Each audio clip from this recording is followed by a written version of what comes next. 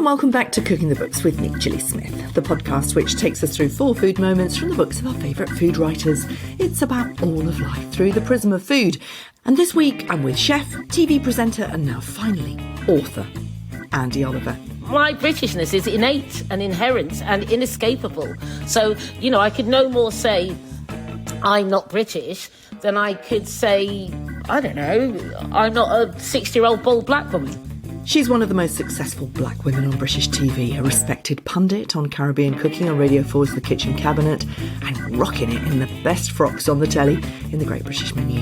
And after her return to her ancestral home of Antigua with her daughter Miquita for the BBC, she's rethinking her connection with who she is. Her mix of musings and recipes from her trip through the Caribbean are captured in her first book, The Pepperpot Diaries, a stirring together of her stories and complex layers of identity. I asked her what took her so long to write it. Time, really.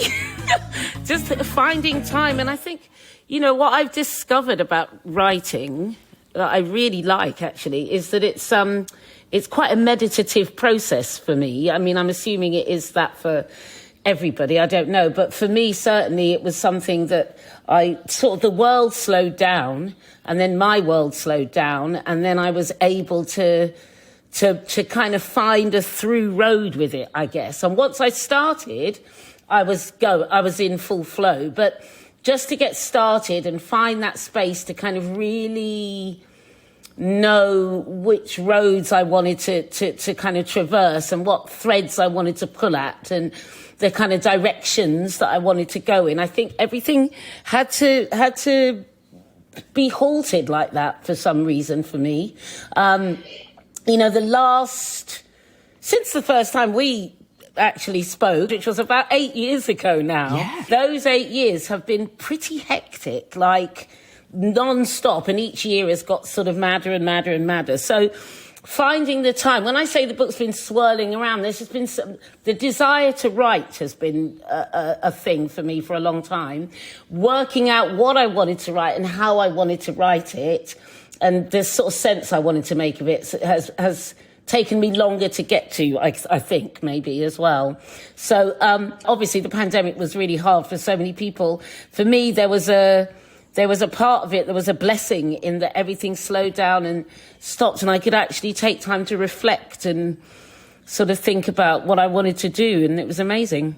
It's a book about identity, and, a lot of people talk about food and identity on this show. It's my favourite subject. It's about connection. It's about who we are and how we process ourselves through what we eat and how we eat. When we first met, it was a very different time. It was before all the telly, really. I remember going down Stoke Newington High Street and seeing the sign of Andy's for the very first time. It was a real epiphany for you. I mean, you'd done loads of stuff before that. But the person who you were was very London. You were the legacy of Rip, Rig and Panic. You were Nana Cherry's best mate. You were a mum. You were a cook. You were probably the first black woman to play a significant role in TV food as well. There's a lot of stuff that you've been doing as a black woman first. But it always seemed to me to be a very sort of London black woman. Since then, you've become a much deeper kind of authority on Caribbean cooking. You've put your threads together about where you come from. So tell me, who are you now? I think because I'm not actually from London, but I am a Londoner. So many Londoners aren't really from London, are we? Do you know what I mean? We're from all over the place. So all of that stuff that you just described is undoubtedly a true thing, but I guess that's from the outside looking in. From the inside looking out, it's been quite the decade, because I turned 60 this year. I'm 60 at the end of May. So it's almost like from my 50th to my 60th. At my 50th, I was still in the pub in Columbia Road at the Birdcage.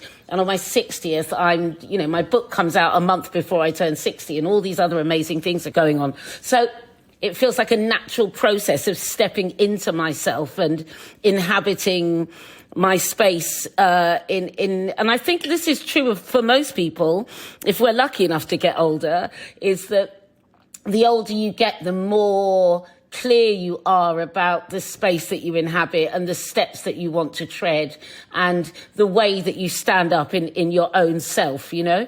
So I think it's one of those things that when it's observed from the outside, it seems more extraordinary than it feels from the inside, because I think how I feel happens to quite a lot of people at this point in their life, in that they feel more themselves, they feel more clear, they feel more confident, they feel more able to hold their space at the table or build their own table if that's what they need to do.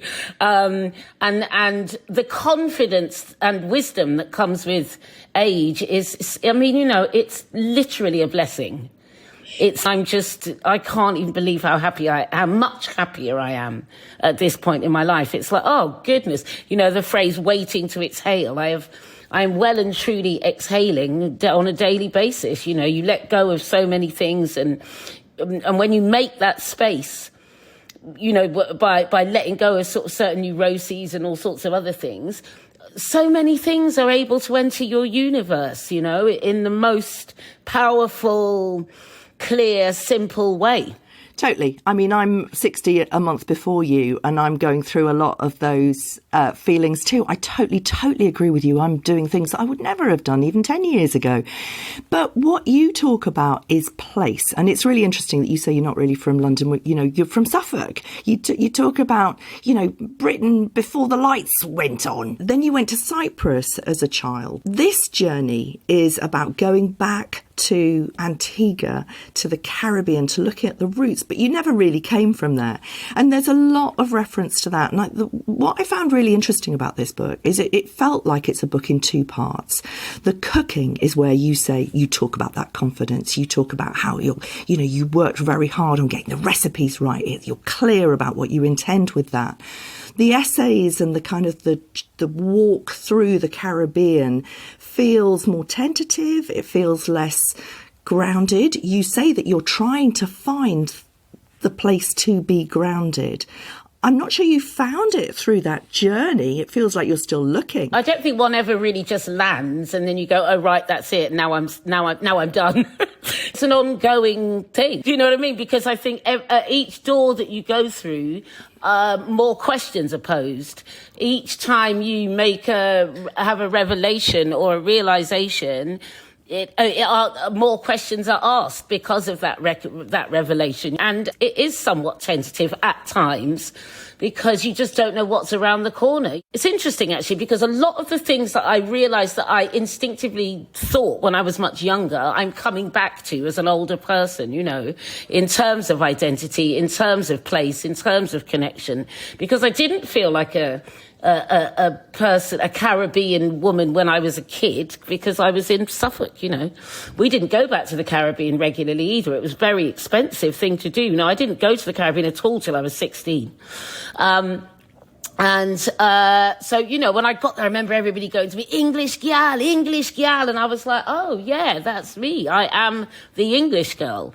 And it was particularly not this time, but the time when I started writing the book, where I started to really feel the Antigua-ness of myself, you know, and I realised that didn't come from being an Antigua. That comes from being of Caribbean Antiguan parents.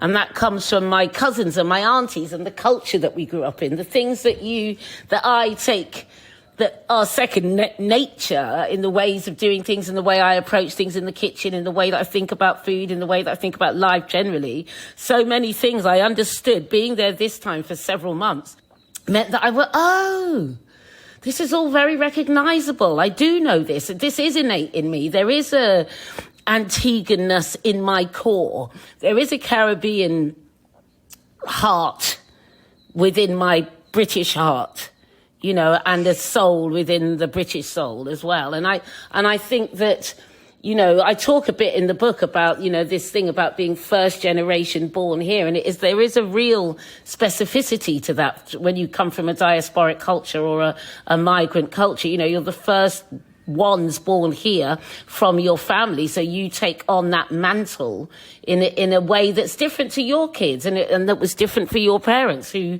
were, migrant people coming here. And a lot of people who I have on the show talk about their response to that. Gerd Loyal, who was on very recently. Brilliant, Gerd Loyal. Love Gerd Loyal. Yeah.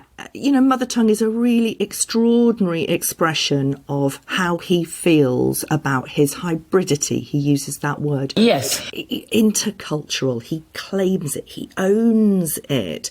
Whereas you kind of explore the bits that don't fit. You say things like, I can feel the echo of kitchens across the world, frying, pounding, beating and turning across the years. And there's something very settling about this, a quieting feeling.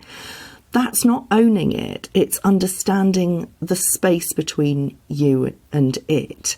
I found that really interesting. It's interesting that you say that, because for me, it doesn't feel like space. It feels like breathing as opposed to space. It feels like air. It feels like the space within which I can breathe and relax into, as opposed to distance.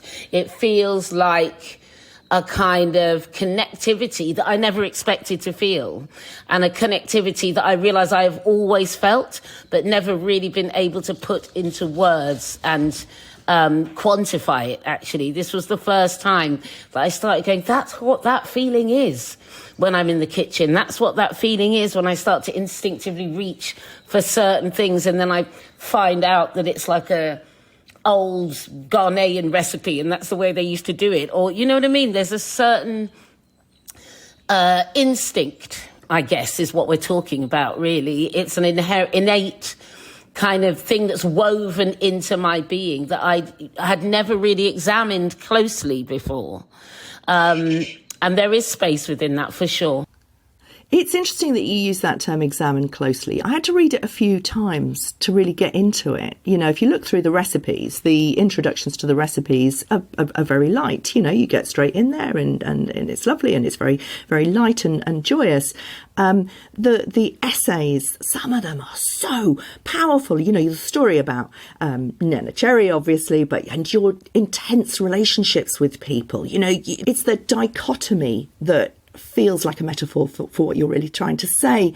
And you feel very deeply and you feel very angry. I've seen you on Twitter and Facebook. You're very angry about a lot of stuff. And you said in the Caribbean journey, you said, truth is power. Mm-hmm. And you feel the power in those essays, yet the recipes are very light. I was talking to somebody at the Jane Griggs and Trust Awards last night, one of the executives from Dorling Kindersley, and she said that they'd very deliberately made the actual book itself very different in feel to the jacket. So you take the jacket off and then there's something very classic, a real kind of legacy book. There's this sort of dichotomy, there's this two things going on. I just don't think the world is one thing, and I'm certainly not one thing. And the world is both light and dark and bright and shining and dark and powerful and stormy. I guess that what has been interesting to me, actually, in writing the book is that I understand that for me, cooking is a way to dive into those layers. Cooking is a portal that I walk through. The kitchen is the door that I walk through to get to those moments. And I guess that in the same way that I was talking about writing being meditative, I find cooking the same. It's a way for me to gather my thoughts and to deliver something that I maybe haven't quite found the words for yet. And that's what I get from your first food moment, the Mama's Pepperpot. It's a classic Antiguan and wider Caribbean cooking classic. But for you, it feels like it's a lot of those nuanced feelings, those complexities all put into one great big dish that actually does feel like you own it. This is something that you do. My grandmother, I didn't know my grandmother very well because she was in Antigua or she was in Toronto. And like I say, we didn't have the money to travel like that. And I feel like, I've got this handwritten, her recipe written, and it's like having a conversation with my grandmother when I cook this dish and when I think about this dish. And I think that those relationships, for me, there's sort of been gaps, I guess, in my life because I didn't have that relationship with my grandparents. I wasn't around them. My dad was a bit absent. He was in and out and in and out. And I sort of feel like through cooking, I commune with them. You know, actually, that quote that you mentioned earlier about the echoes down the years, I feel that through cooking, I'm having a conversation with the people that have come before, that have been instrumental in making me who I am. My grandmother was quite an incredible woman. She's quite a wild, spirited, powerful woman. She had 12 children. She did all this incredible stuff. You know, she was very unorthodox in the way that she lived her life and what she taught her children and how she taught them to be. And, you know, that was passed down through my mother to me. And so I'm really grateful to my grandmother. And when I cook that pepper pot, you know, she used to smoke her own oxtail. I think that's a pretty cool thing. I'm like, wow, did you, Mama? She used to smoke her own oxtail. So it's like, you know, when I'm doing something like that and I realize that there are things I do in the kitchen that have come through her without me even really knowing that that's where they came from, you know? So I'm glad you feel like you can feel the connection to that dish and that pot, because it's not even just that dish. There is a bit, I do talk a bit in the book about one pot cooking being very central to a kind of Caribbean table. So there is a thing about cooking that kind of food, those slow cooks that take a couple of days, that you marinate and you soak and you salt and you brine and you smoke, and then the next day you put it on and you just leave it. You know, it's like, I think people think those things are very complex, but it's not. They're not really that complex. You just need time, really.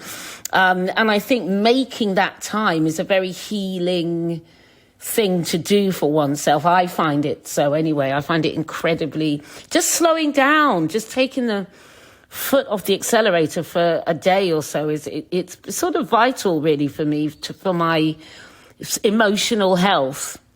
You called the book The Pepperpot Diaries. Why, of all the things that you found, did you give it that name? Because of Mama's recipe. Because of Mama's recipe and how it makes me feel when I cook it. And it is also the national dish of Antigua, pepperpot. So I kind of, that was the recipe that really kind of got me going on this kind of culinary story, I suppose. And when I cooked that dish, when I got that recipe, we've all got a little copy of my grandmother's little memoir that she wrote.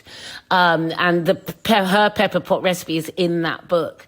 So when I got that and I read it and I started to cook it, it made me, it grounded me in the most extraordinary way. And I just felt like I wanted to tell her I love her. So it's kind of me telling my grandma that I love her, even though, you know, she would send me things. She kind of, you know, because I was not an easy teenager. I know that's really hard to believe, Gilly, but I was quite the handful. And there were always stories in my family. And, you know, the family's really big and spread out all over the world. And there were always letters or phone calls. Oh, Andy's done this. Andy's been in trouble. Andy's got in, not been at school, or blah, blah. And my grandmother used to send me little presents and send me little books with a note in saying, be yourself. Don't bend. Don't break, be yourself, essentially, was always her long distance overseas message to me. And I'm so grateful for those little drops in the ocean that would kind of appear out of nowhere. You know, this was obviously before computers and phones and all of that. So I'd get a little letter, or I'd get a book, or I'd get like a little corn doll or something from her. And it just was always a nod from her, a little kiss from her, from so far away, to tell me that she, even though we weren't together and didn't, you know, she had a lot of, I've got 160 cousins or something. She had a lot of grandchildren, but she still managed to reach out to send me that. Amazing. So this is me reaching back, I guess. How absolutely wonderful. That's very, very moving. As was, I mean, I managed to get episode 1 on iPlayer. Actually, not even on iPlayer. I managed to hunt it down via Facebook. It's now available. Can't believe it. But I watched you meet a lot of your family in Antigua. Your second food moment, we'll talk a little bit about the ackee callaloo and saltfish. But this is an opportunity to really dive deep into your roots. You also meet a lot of people in that episode who have moved away from Britain back to Antigua, and that's a really important part of what you found there. It's the kind of the discussion of race, which you are very, very vocal about all over social media, and rightly so. But here are people you're sitting down and talking to who are not members of your family, who are talking about why they have gone back to Antigua. Tell me a little bit about that. Well, it was interesting meeting because, it's one of those things. I think if you come from a diasporic culture, there's always people talking about going home. People are always saying, oh, and so-and-so's gone home, or so-and-so's going to go home, or they're about to, or they've built a house, or they have.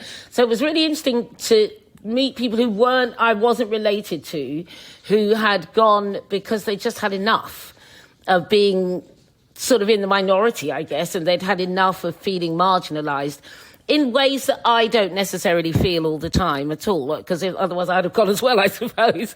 They're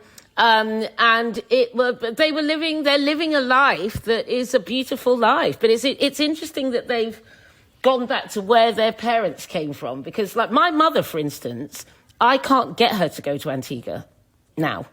She can't. She's like, it's too far. And then when I get there, I get really bored. I'm like, why are you bored, Mum? She's like, and the same reasons that she left are the same reasons she doesn't really particularly want to go back now on a holiday or anything like that. She's been a few times, but she's sort of done now. She's 86. She can't be bothered to get on the plane. So the reasons that our parents left are the same, are almost the inverse. It's the reasons that people go back to move there. Because it's quieter, because it's slower, because you're not in the minority. Being in a black country is a real trip if you're not used to it. It's like the first time I went to Antigua and there were more black people than anything else. I'd never been in a country like that before. I'd never felt not in the minority. And it is an extraordinary feeling if you're always used to being in the minority.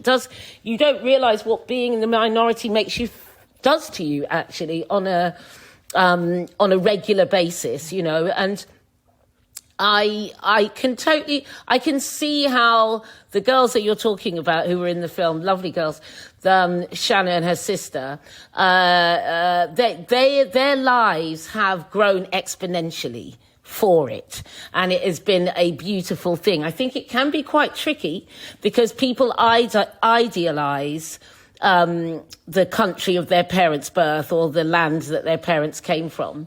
And when you go back, like I say, when I first went to Antigua, they used to call me English gal all the time. It's like you're not an Antiguan person going back to Antigua. You're a person of Antiguan heritage going to live in Antigua. And that means that culturally there are some really big differences, and those can be very difficult to navigate for people.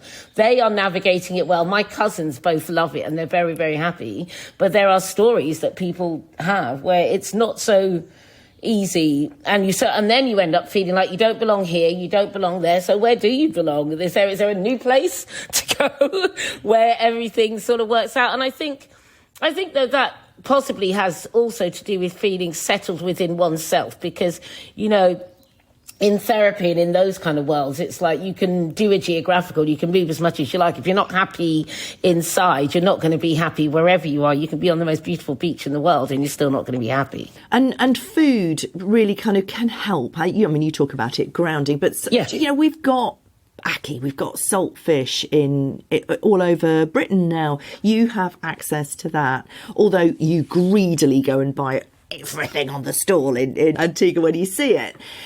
But tell us about that particular dish. It's a classic Jamaican ackee and saltfish. Ackee and saltfish is a Jamaican dish, it absolutely is. In Antigua, we don't really eat ackee. Most other islands don't eat ackee. Jamaicans are the only ones that really eat ackee in a plentiful amount and in a regular way, and it sort of features completely on their tables all the time. Ackee is a very unusual fascinating ingredient because part of it is toxic, and so to prepare it you've got to take all the outer shell off, and then you have to open it up, and it's quite fragile as well, so you can quite easily destroy the fruit itself. So you have to open it up, and inside there's like a little tiny piece of red it looks like rice paper or something, and you have to completely take that out because holds a lot of toxicity. I mean, they say it can kill you. I'm not sure how much of it you'd have to have for it to actually kill you, but it can certainly make you very, very sick. So Jamaicans are the only ones that can actually be bothered to prepare ackee from fresh. I mean, most people just buy it in a tin. And when I saw it in Antigua fresh, I don't think I'd ever seen it. I'd never noticed it. I'd maybe seen it before and not known what it was a long time ago. I mean, this lady, she just had a table full of it. So I bought the whole table. And then that table, once it prepped down, was a bowl of ackee. You know, so it's one of those like high volume, low yield things. So you have to be really dedicated to bother. But oh my goodness, it was really worth it. It's got this creamy, sort of luxurious, silky texture, and the flavour is like nothing on this planet, actually. Sort of pillowy, satiny, gorgeous thing. And when you pair that with saltfish, which is what it's naturally always paired with, the salinity of that salted fish with that creaminess of the ackee and then the irony callaloo, that is a little marriage made in heaven. The three things together is just absolutely gorgeous. So it was really worth it. And my cousin Zafana, who is Jamaican Guyanese, she showed me how to do it, to make sure I didn't poison anybody. So I'd never done that before. It was absolutely fascinating to me. You talk about having dinner with Maya Angelou in this amazing, magical evening, but she said something really interesting about where you come from. And you said you came from Antigua, but you're also English. And she looked you dead in the eye and said, well, that's just stupid. Why would you claim from a place that doesn't want you? Doesn't want you. And I was quite shocked by it, obviously. And it was Maya Angelou, so I was a bit like, oh, don't be mean. And I didn't really know what to say, but I really thought about it I stood my ground and I said, well, you know, I don't believe that's true. And I do feel that an English rose looks like me, looks like everybody, looks like you, Gilly, looks like me, looks like, you know, everything in between. You know, we're possibly at two polar ends of what people look like spectrum, and everything in between can also be an English rose. So that was kind of what I tried to say, but possibly with less conviction than that, because it was Dr. Angelou after all. You know, and I was pretty in awe of her, and I still am. She's just one of the favourite thinkers and writers and speakers. But I really thought about it over quite a long time, and when the penny dropped, I thought, yes, because you're American.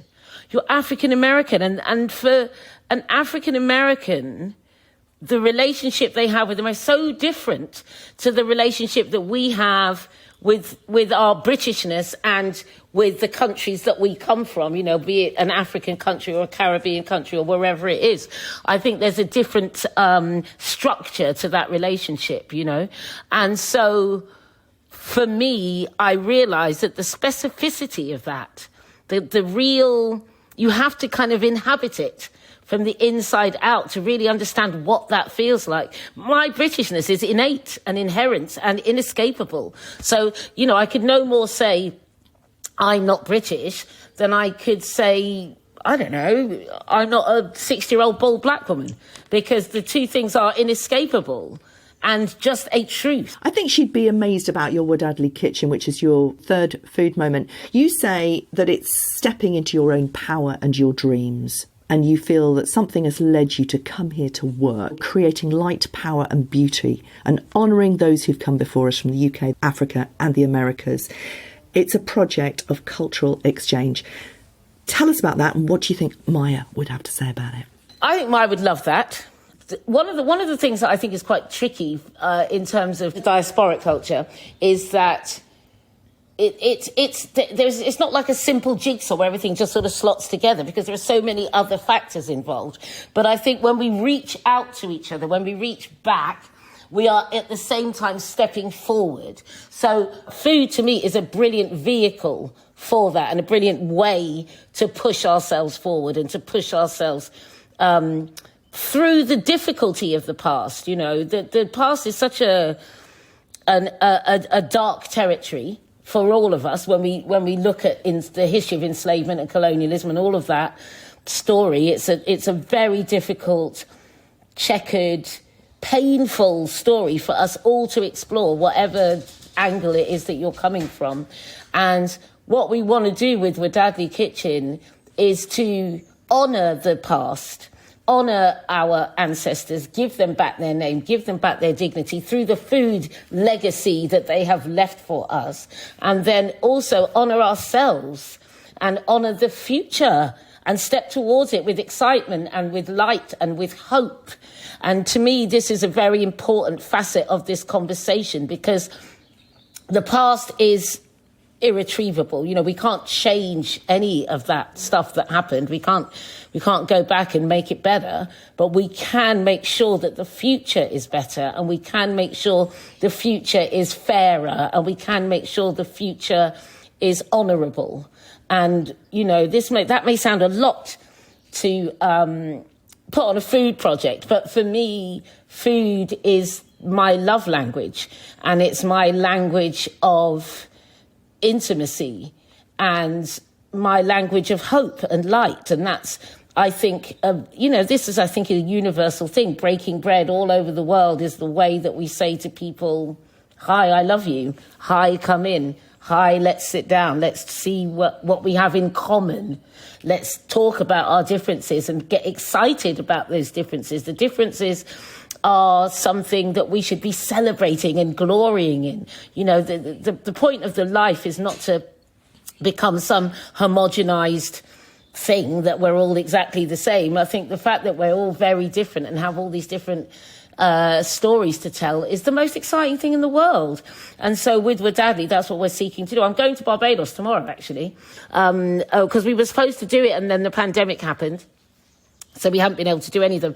So we're finally back on our feet with starting the first of these dinners, and we're going to do a cultural dinner, an exchange dinner with my friend Sophie Michelle, who has a restaurant there called The Local & Co. It's right on the beach in Speightstown. It's absolutely beautiful. All of her staff are Bajan chefs who are and they're working with local produce. They're working with local producers. They're working with local companies, small artisan companies. And then they've turned a whole salt quarry into an organic farm. And I couldn't be more excited about it. And would your fourth food moment, Uncle Arnold's pear rum and sultana cake, make it onto any one of those dinners? That's about home for you, isn't it? Oh, my Uncle Arnold was such a lovely man. I adored him completely. He was the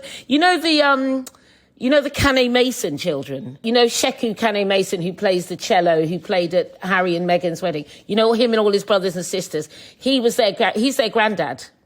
Uncle Arnold. They're all his grandchildren. He was an amazing man. His kids are great. His grandkids are great. And he was a brilliant uncle to me. I adored him. And when he passed, I went to his house with my mum and my cousin Rhonda, and they'd sold the house. This was a house we all grew up in. We had loads of parties at my Aunt Enid and Uncle Arnold's house, running up and down those stairs, in and out the house. I just, remember being a little kid in that house, having the best time with all my cousins, charging about this house, and brilliant music, loads of fantastic food. My Aunt Enid's a great cook, and my Aunt Gwen would cook. My Aunt Gwen's one of the best cooks I've ever met in my life. She's incredible.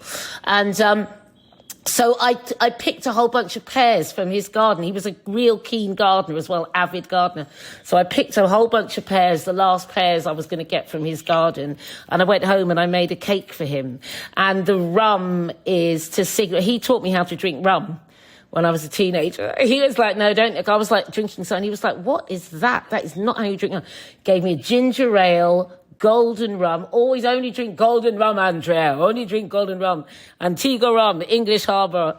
So I drank this rum and ginger ale with a squeeze of lime and not too much ice. That's the perfect rum drink. So this cake is, again, a love letter for my Uncle Arnold. It's a little note to Uncle Arnold. Thanks for listening. Do follow me on Instagram. I'm at FoodGillySmith, and on Substack, where you'll find a little extra bites from Andi from her first Wadadley cultural exchange dinner in Barbados, just after recording this episode. Just search for Gilly Smith on Substack, and I'll see you next week.